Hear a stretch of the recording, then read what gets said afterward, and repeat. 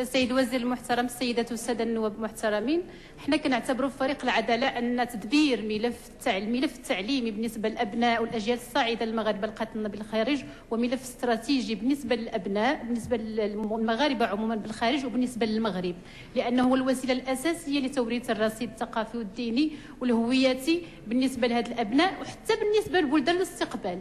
وهو الوسيله الاساسيه للمساعده على التوازن، لان الناس اللي كيتعرفوا على الاصول ديالهم كتكون عندهم واحد سهوله في ديناميه التجذر في البلدان الاستقبال، خصوصا ان الجيل الثالث دابا عندنا في المغاربه القاطنه بالخارج هما في اطار التجذر بلا رجعه.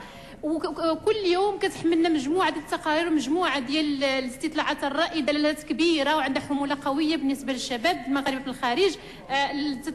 واحد الاستطلاع اخير حمل مجموعه من الدلالات واكد ان 94 من شباب المغاربه في اهم الدول الاوروبيه هما شغوفون لتعليم اللغه العربيه. ولكن ماذا يقابل هذا؟ ماذا قدمت الحكومه؟ صحيح كما قال السيد الوزير ان الحكومه المغربيه، المملكه المغربيه كان عندها مشروع تدريس اللغه العربيه بالخارج، ولكن الان في فتره كل المتدخلين مجمعين على ان هذا الملف هو فاشل.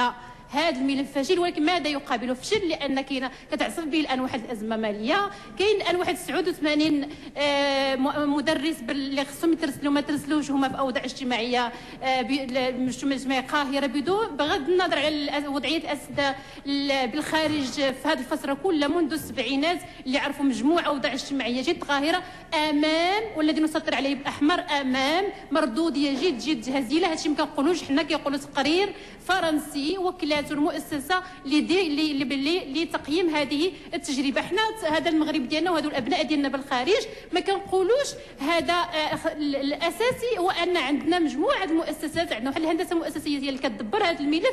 المجلس الجاليه اين هو؟ نسائله لماذا لم يستيقظ من نومه؟ تال 2010 عاد قال غنديروا واحد الندوه دوليه حول اللغات. الاساسي ان مهمته الاساسيه هذا المجلس هو انه يقيم السياسات العموميه، يقول لنا بكري ان فعلا هذا الملف يدبر بشكل لا يسمح وما كيلائمش الاحتياجات وما كيلائمش التنوعات ديالها، وبالتالي يكون قوه اقتراحيه كما ينص على ذلك الظهير المؤسس له، وبالتالي لا يقدم فقط واحد المبادره وحيده جدا يتيمه لحد الان ما كنعلموش المسار ديالها والمآل ديالها، بل خصو يقدم شكرا للسيده النائبه المحترمه.